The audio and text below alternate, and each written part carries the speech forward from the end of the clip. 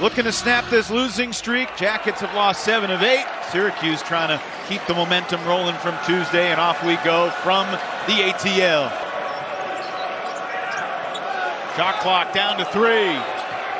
Judah Mintz recognizes and banks it in around the rim, off the glass for 3. What's going on, Taylor? I mean, look at the off-balance shot. I mean, yeah, it was a 2, but I mean, you got to give him 3 for that one because, again, Taylor inside, surrounded, kicks it out. Starling for 3. Yeah, good pass by Taylor. Realized he didn't have anything, gets the ball out to Starling. And the thing is, if it's not turnovers, it's tough twos. You see Kapari come over with the block. But Starling in the corner in the right spot to knock down the 3. You see Syracuse on a 7-0 run right now. George on the drive to the corner for Kelly for 3. Kick out pass was deflected, still found its way to Kelly. Copeland making an impact defensively again. And that's where Copeland is at his best. You see Look at the finish. Oh, my God. You see Malik Brown. Both teams come in, and you look at the shot making for both teams. Malik Brown's first deuce. Sturdivant open. Buries it. Doing a good job of limiting Syracuse from getting the paint. Sturdivant finds the open man, and Ndongo lays it in. But here's the thing, too. You see Georgia Tech get the stops. You've seen them be able to get good defense and turn it in some early opportunities on the fast break. Jackets back within 1. Mintz playing through the contact and scores regardless.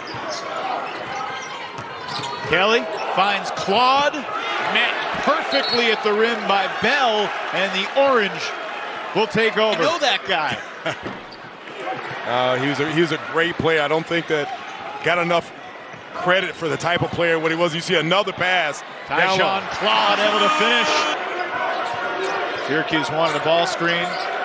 Copeland floats it inside. Brown, tough catch, kicks it. Extra feed for Bell. Got it!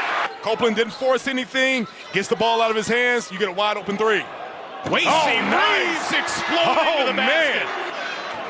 Been a lengthy stretch of uninterrupted basketball, and we're not complaining. Miles Kelly in rhythm. That's a nice rhythm.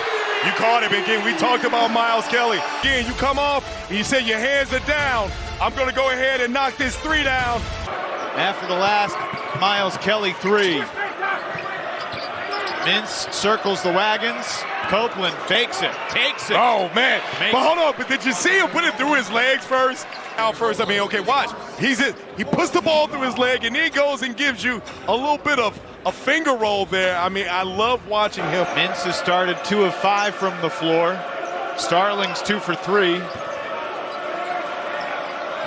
This is Chris Bell. Whoa. And it's followed by Kyle Cuff Jr. That was what Damon Stoudemire felt cost the Jackets in South Bend. The steal for Sturdivant and the score. Syracuse is doing a good job of limiting his touches and his ability to get to the cup. Here's the 2-3 zone we've got used to seeing over the past 4 decades. Ndongo on the offensive glass. That's what you're talking about? And that's where he's at his best because he's a high-energy guy. I feel like you got to try to move that zone, get into those gaps, and force the help and then pass the shot. You see Copeland being able to finish that shot. And he's got 4 points, make it 5 points now for Quadir. Somehow that pass got all the way through to Kapari. But it was almost automatic. Ndongo had it in his mind before he got it. Have done a good job of being able to find their offense, and then is well balanced at it. Mintz does not. Front iron, no good. Rebound, Kelly. Kapari to the basket. Oh, wow. Talk about the athleticism and the length. You got to get him going. You see a nice move by Copeland. Came up short on that one. Tremendous quickness, but Quadir unable to convert at the cup. Kelly rising fire for 3. Good start today for Justin. He's 0 for 4. Steal for Syracuse. Starling, the theft and the finish plus the foul. That's exactly what the Orange needed. In the open transitions, active hands by Starling to get out, and then watch. Just gets downhill. You see Reeves not set. You've got to be careful when you get that again. It looked to be almost 3 consecutive turnovers. My goodness, Ndongo just threw an outlet pass to start the fast break, and Mintz lays it in. the type of staff he would bring in here, and then obviously the recruiting, being able to recruit the Georgia Metro Atlanta area, bringing the talent in would be great. You see again Judah Mintz getting downhill. It feels like Syracuse is basically gotten a little momentum going here, but Georgia Tech has got to get an easy bucket. That'll work. They'll get outside of what they normally do. Against the Syracuse team, you're going to have to be very consistent. And you see that move by J.J. Starling. You just got to stay solid. But Syracuse, again, we've talked about their perimeter guys. They're going to put a lot of pressure on you to stay in front. Baye Ndongo scores. What a move. He's going to have to put his head down and attack the bucket. Taylor did not score in the first half. That's the way he wanted to get the second half started. Syracuse bench wanted to travel. They might have a case, but Kowacie Reeves scores. And Reeves doing a good job. He's probably going to be able to expand this lead. That's a huge shot for Kyle Sturdivant. And it was. Oh, nice pass. Kelly lays it in. Nice pass. Good back door by Kelly. Good dime by Kyle Sturdivant. You don't want to stay just east and west and end up throwing up a three-point shot. Sturdivant shooting over Malik Brown, gets it to go. Again, if you're Syracuse, you have to step up. And again, this zone that Georgia Tech is playing, they got to find a way. You see the penetration and finish by Judah Mintz. Nate George has not scored in this game. And Georgia Tech has turned it over a bunch. And they're still up by 10 in the second half. And the guy who's giving them the shot. Time for Copeland. Interesting, going to break there. We saw Copeland and Mintz conversing somewhat aggressively. Somehow that layup didn't go in, but another chance. Sturdivant would have been a big bucket. The rebound finds Brown and loops it ahead. Starling all the way, and it's a 6-point game. Has a plus 13 edge on the glass today. J.J. Starling again comes up short. Second chance, Starling scores. And attack and make Georgia Tech pay. Oh, wide open underneath. Easiest two of the season for Ndongo. And great recognition by Gapari. They're 14 for 28 from two. Clear 50%. That's a good look. And great recognition, Evan, by J.J. Starling. By the man and got into the cup. Kelly.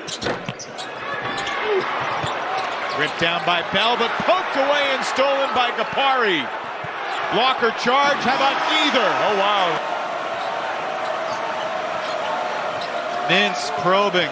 Copeland, baseline. 3 up fakes and around the rim and in. You can't get bored with what's been working. Syracuse playing that zone, you're able to get into the teeth of it. Again, a Syracuse again.